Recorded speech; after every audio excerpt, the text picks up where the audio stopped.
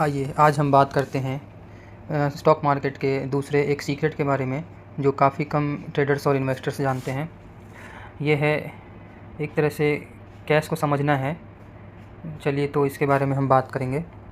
Profit सिर्फ एक कागज़ी ओपिनियन नहीं है, बल्कि जो कैश होता है कंपनी का वो एक्चुअल में हकीकत है, फैक्ट जिसे कहते हैं हम। दर्शकों को, जो भी दर्शक हैं, उनको अकाउंटिंग का, एक्रूअल अकाउंटिंग का एक बेसिक नियम समझना होगा। जब कोई कंपनी किसी को माल बेचती है और बिल काट देती है तो वह तुरंत उसे अपने P&L स्टेटमेंट में शो कर देती है। मतलब जैसे ही बिल काटा तो वो जो सेल है उन्होंने सेल को अपने प्रॉफिट एंड लॉस अकाउंट में दिखा दिया और इस तरह से कंपनी का प्रॉफिट बढ़ जाता है। लेकिन यहाँ सबसे बड़ा कैच है, बिल कटने का मतलब ये नहीं है कि पैसा अकाउंट में आ गया। हो सकता है कंपनी ने वो माल 90 दिन या 6 महीने के क्रेडिट पर बेचा हो, लेकिन P&L स्टेटमेंट में वो तुरंत प्रॉफिट दिखा देगा। रिटेल इन्वेस्टर उस 20% प्रॉफिट ग्रोथ को देखकर शेयर खरीद लेता है, जबकि असल में कंपनी के पास ₹1 भी कैश नहीं आया होता। इसे बैलेंस शीट में ट्रेड रिसीवेबल्स, उधारी कहते हैं। एक प्रॉफिट कमाने वाली कंपनी दिवालिया कैसे हो जाती है, आइए हम इसके बारे में समझते हैं। चलिए इसे एक उदाहरण से समझिए। मान लीजिए एक कंपनी ने 100 करोड़ रुपए का माल बेचा और P&L में 20 करोड़ रुपए का नेट प्रॉफिट दिखाया, लेकिन वो 100 करोड़ रुपए अभी तक मार्केट में फंसे हुए हैं क्रेडिट में, क्योंकि कंपनी ने उधार में माल बेचा था। अब कंपनी को अपने कर्मचारियों की सैलरी देनी है, बिजली का बिल भरना है और नया माल बनाने के लिए कच्चा माल खरीदना है। इन सब खर्चों के लिए कंपनी कागजी प्रॉफिट का इस्तेमाल नहीं कर सकती, उसे असली कैश चाहिए होगा इसके लिए। अब कैश ना होने की वजह से कंपनी बैंक के पास जाती है और short term working capital loan लेती है।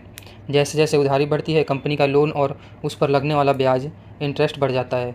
अंत में एक प्रॉफिट कमाने वाली कंपनी लिक्विडिटी क्राइसिस के कारण दिवालिया, बैंकरप्ट हो जाती है। अब आइए असली हकीकत समझने का एक सीक्रेट वेपन समझते हैं, जो कि है कैश फ्लो स्टेटमेंट।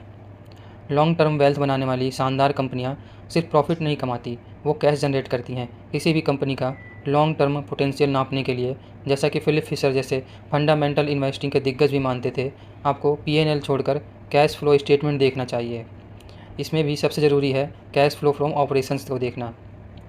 यह मैट्रिक बताता है कि कंपनी ने अपने मुख्य बिजनेस ऑपरेशन से असल में बैंक अकाउंट में कितना पैसा रिसीव किया।